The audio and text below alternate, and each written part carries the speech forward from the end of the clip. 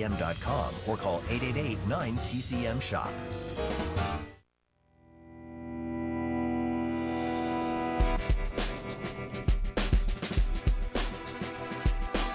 This is a movie I have to watch every couple of years. I love this film for many reasons. Every frame really is a piece of art. It's really storytelling done so well. It's just a great movie. And essential. Laura, 1944.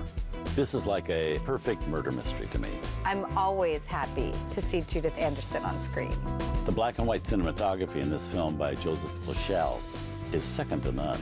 I love the story behind this film. When a dame gets killed, she doesn't worry about how she looks. Will you stop calling her a dame? Look around. Is this the home of a dame? Look at her.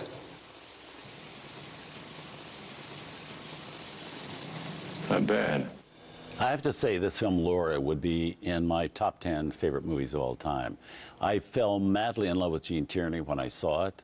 She absolutely mesmerized me, and to this day, I would have to say, if people ask me who my favorite actress is, she's kind of near the top of my list. But the reason I love this film, besides its intriguing story to me by Vera Caspary, is the fact that it's one of those great movie accidents. It was supposed to star Jennifer Jones with John Hodiak and maybe George Sanders or Larry Kragar, and then Jennifer Jones didn't do it, and then Hedy Lamarr was offered the part, and she didn't want to do it.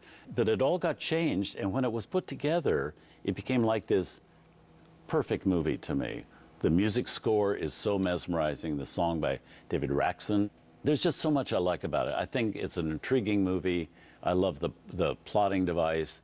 It has one of the great opening lines of all time.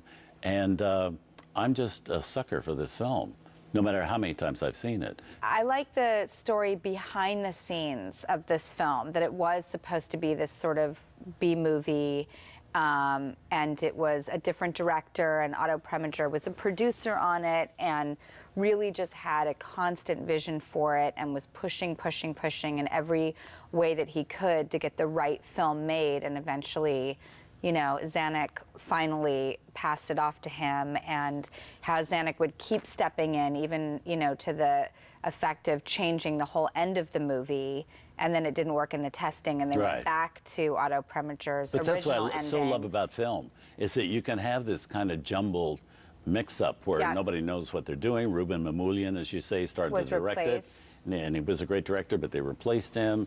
His wife is the one who actually did the painting, and then that all got changed. Because the painting of Laura is actually a photograph with oil put on it. Right. I just think it's so great about film that you can have so many things go wrong, and so many other visions for it, and when it works so well. I really think that, for me, what excites me about this film is that Otto Preminger fought for all of these things. You know, the casting, Clifton Webb. Zanuck apparently wasn't for the Clifton Webb choice, who's also with Gene Tierney in The Razor's Edge, which we did year one. And it was nice to see them paired up together as well. And also, he was not a movie star. He was a stage actor. And this started a whole career for him. And apparently he took Zanuck to his plays and kept trying to convince. And the cinematographer that he replaced with won the Academy Award. The ending that he wanted tested better, you know, with audiences. So when you see a filmmaker really get to sort of win battles on their vision and then have it come out and go from this B-movie, you know, that wasn't taken very seriously at the studio to becoming this much more polished, popular success. Those are the things that intrigue me about those stories, and I do love that about this film. Well, let's see the film. Here's a movie with one of the great opening lines of any mystery film. I shall never forget the weekend Laura died. Who wouldn't want to stick around and watch that movie? Here it is from 1944, Laura.